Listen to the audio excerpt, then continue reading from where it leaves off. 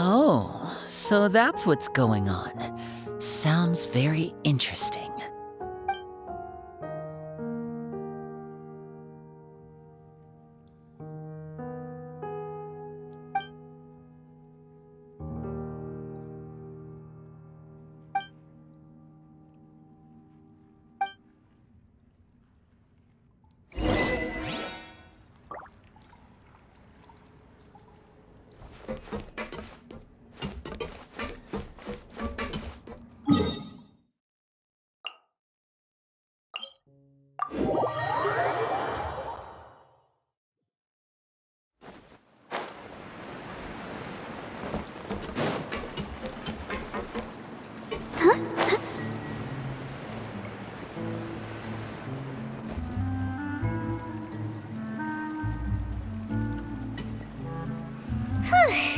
It's been a tough few days, hasn't it? So much has been happening. Paimon didn't think the meetings would go on for so long, but everyone seemed pretty fired up, huh?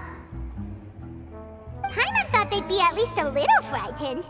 Well, Fremine was, now that Paimon thinks about it, but everyone else just looked a little surprised. Well... It's hard to say. Paimon doesn't have any experience with this sort of thing. But with you around, Paimon sure will do great. After all, you're the most reliable person in the world, aren't you?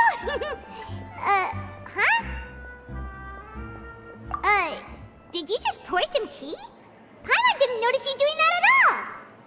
Then what's that? Paimon's never seen that cup before. Don't be frightened.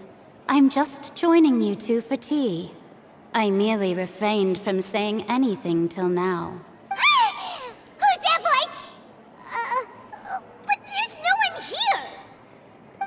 Aw, have you forgotten me already? Wait, you are familiar. You're the voice we heard from the sky in Sumeru. The voice from the sky, I fear that description is wrong. Though, not completely wrong. You're feeling lost now, just as you were feeling previously. I sensed that confusion and thus came to you. Guiding people is an irresistible hobby of mine, after all.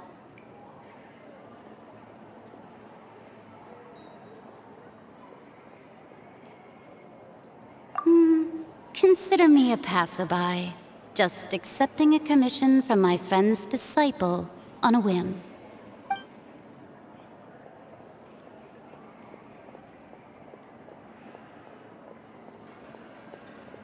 The prophecy.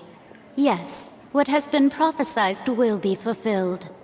You may view such things as the history of the future. What?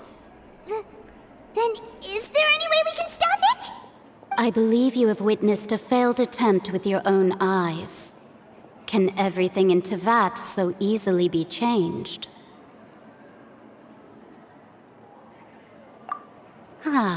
So you've caught on.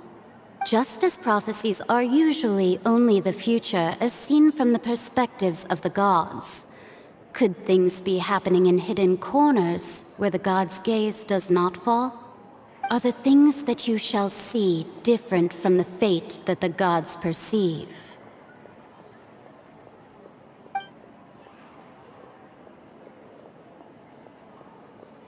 What is she talking about? It all sounds really impressive and important and stuff, but it also sounds kind of scary.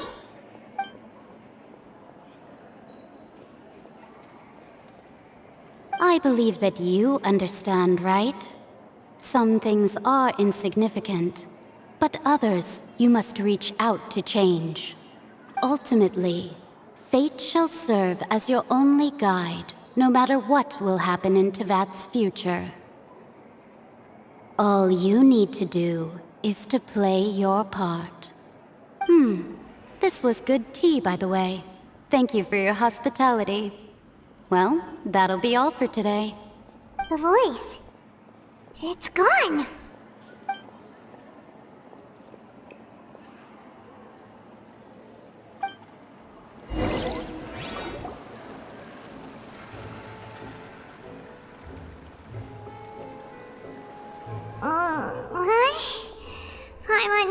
someone talking. Alright, coming!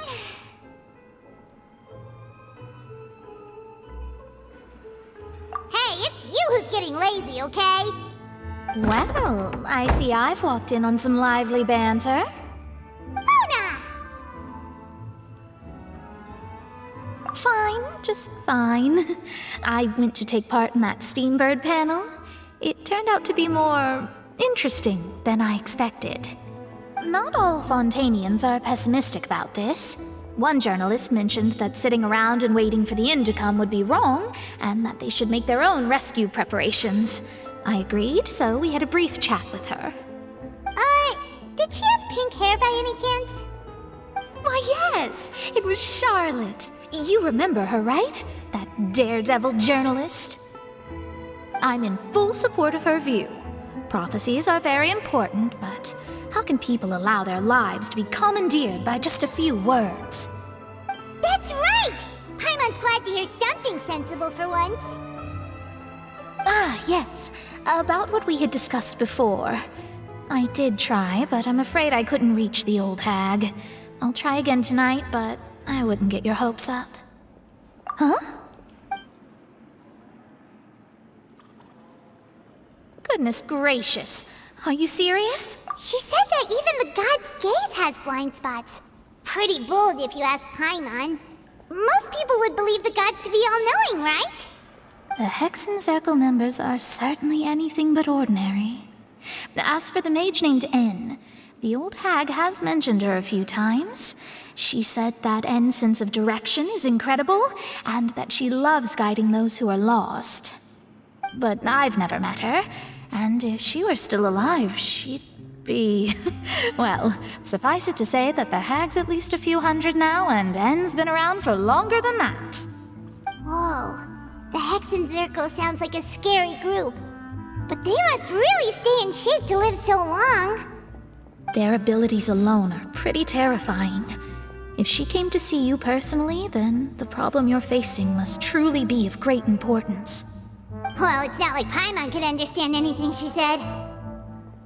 Yes, she was quite cryptic, but I suspect she means that there is still a way to turn things around.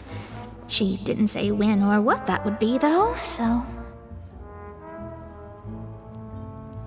perhaps it is something that you cannot know right now.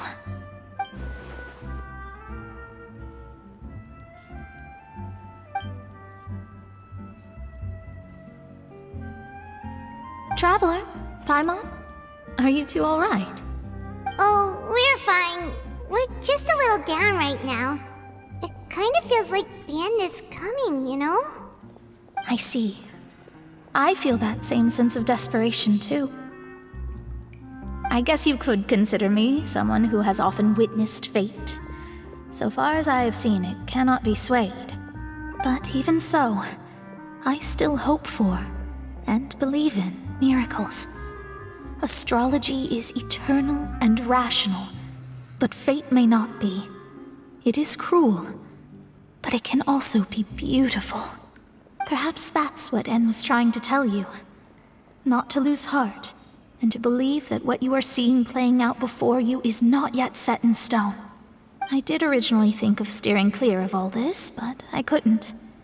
Even if this is all futile, I still wish to help everyone. If we don't struggle to the last, then how can we face the end when it comes? Huh. You do have a point. There I go, talking about astrological principles again. Sorry about that. The moment I start talking about work-related stuff... I need to get going. It was worth trying to comfort you, even if only a little. I believe that you'll help those who are struggling in the same way I did. I suppose that might be why we always seem to meet by coincidence. Paimon feels kinda moved by what Mona said. But also kinda sad, too. Hey, Traveler. Paimon suddenly feels like going outside for a walk. Let's go. Let's walk around the city, shall we? There's a few spots we always like to walk by.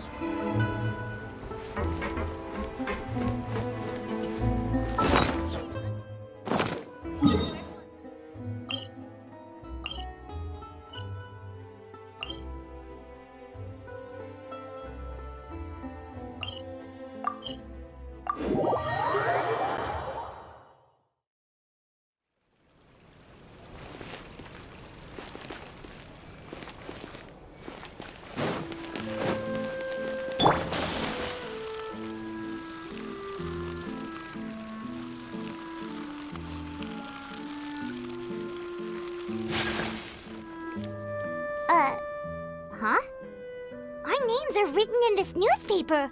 What's going on? Let Paimon see! The underwater stronghold, the Fortress of Meripede, has continued in its noble autonomy, but that does not mean that others cannot interact with it. My recent attempts to enter the fortress bore little fruit. Huh. Guess Charlotte still hasn't given up on that. Thus, did an Outlander friend become the focus of this report, a blonde adventurer with their white fairy legends trailing in their wake. It is said that this mysterious traveler once visited the underwater fortress. So while the fortress's interior remains a mystery behind closed doors, do not fear, for the tales of the traveler contain surprises in spades. Journalist Charlotte's biggest scoop yet, the Traveler's Trail, World Walker. Huh. Charlotte took so many awesome photos of us and we never even noticed her. She hasn't been able to get a hold of anything at the fortress, so since we're easier to find, she's using us as the subject matter instead? Ugh, seriously? Well, fine. Those headlines and photos do look cool, so Paimon will forgive her this time.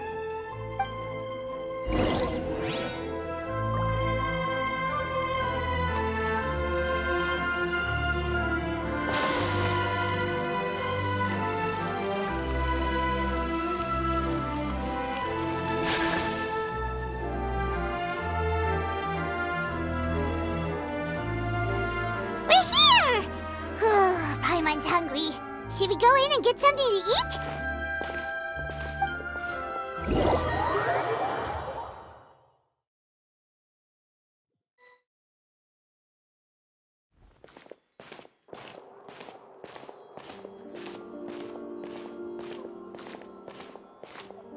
Hey, quick! Look!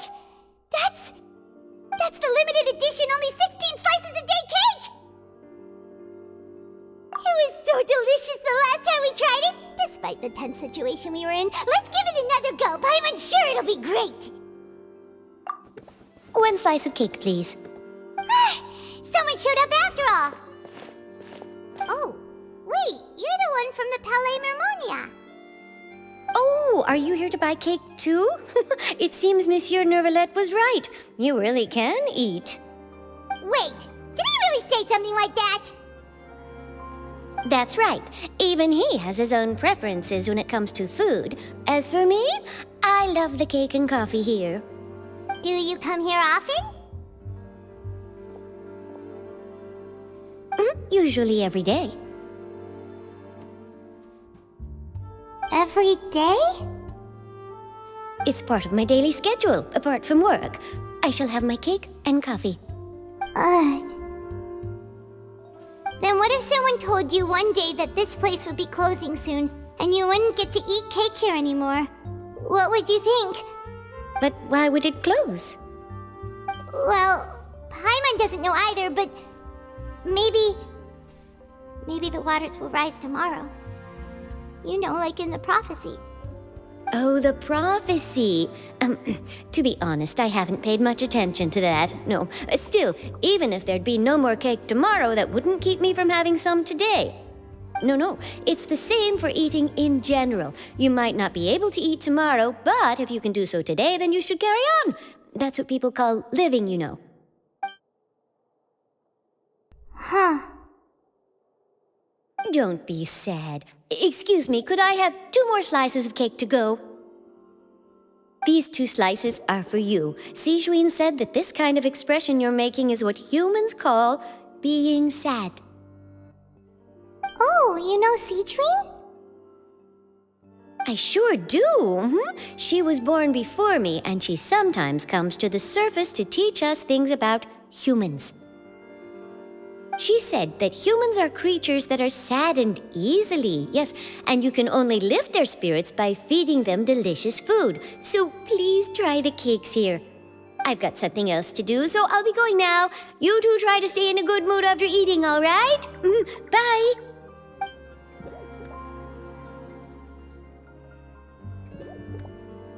And there she goes. All right, let's dig in. I'm sure this cake will be delicious.